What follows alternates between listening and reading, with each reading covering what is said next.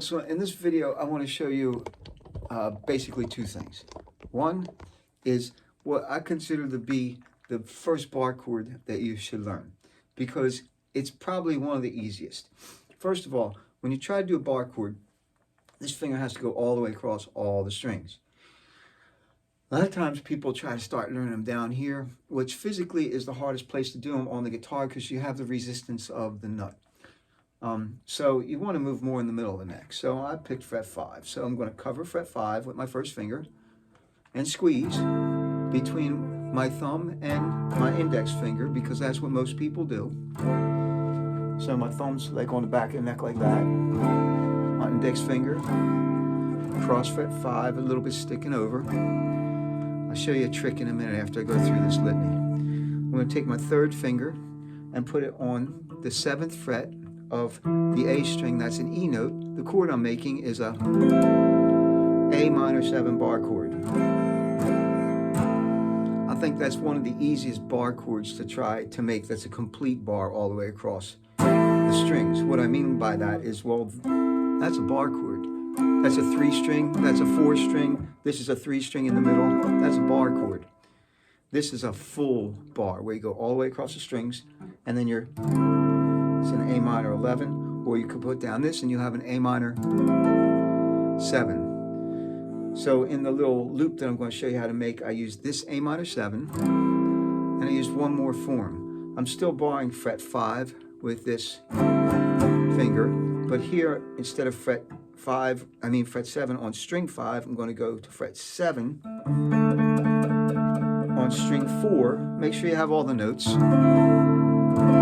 That's actually called a D minor 9, but we want to do a D minor 7. So I'm going to take this pig that's sticking up in the air, put him on string 2, fret 6, also on an F note, and the chord goes from string 5.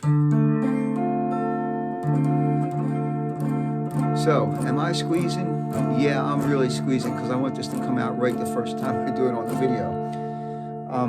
I'll get away from squeezing in a second. That's our 4 chord, D minor 7, and for our 5 chord, we just move it up to fret 7. This is an E minor 7.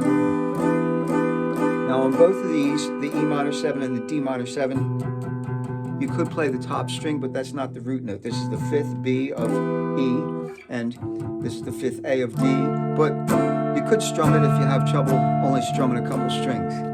It's all very hard to do. Okay, my hand's a little tired now. Oh, let's drop the pick. So, here's a little trick.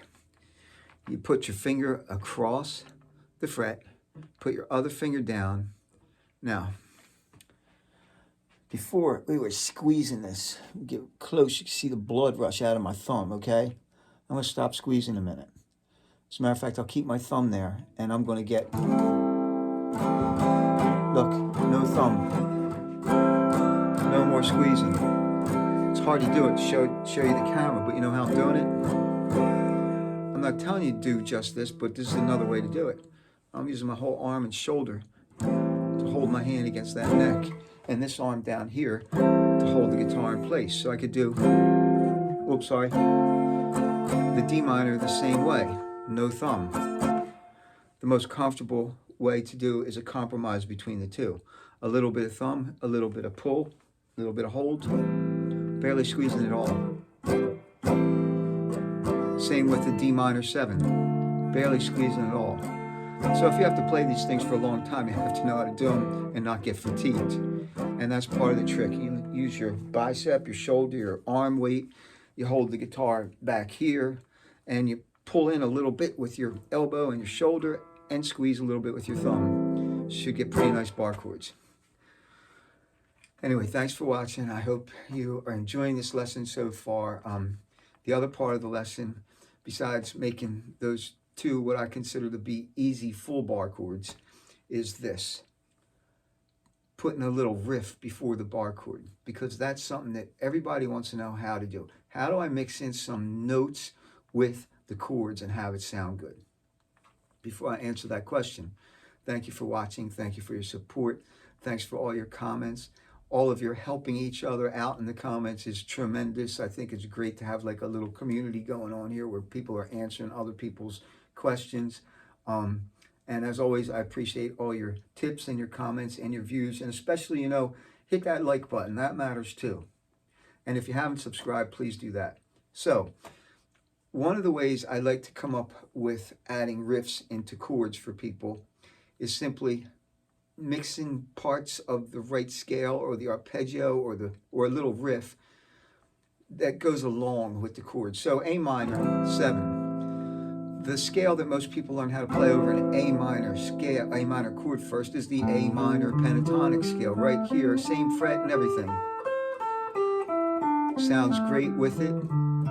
You can make up little riffs. You can make up melodies.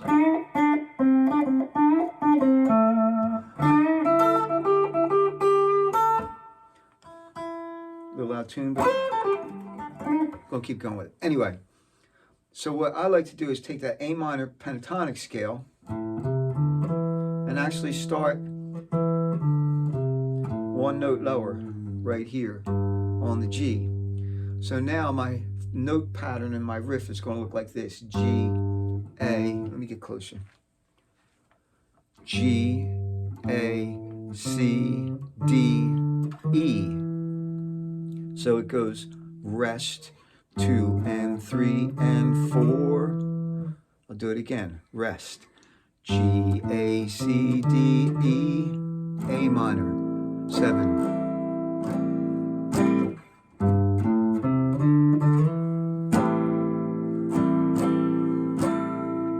When you move to D minor 7, all you have to do is take that same riff and simply move it over and start on the next string. C, D, F, G, A, D minor 7. Going back to A minor 7. I'll show you D minor 7 once more. Start on C, D, F, G, A. Back to A minor 7.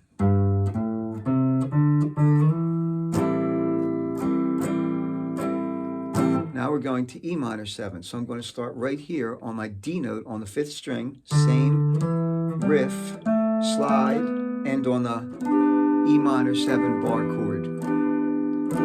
And then in the song I actually go like this. I go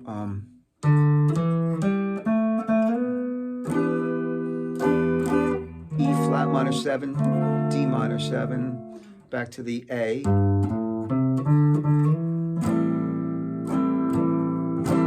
rest, E minor 7.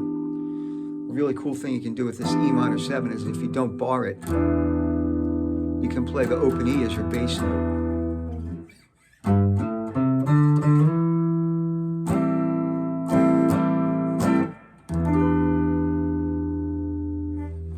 The whole thing goes like this.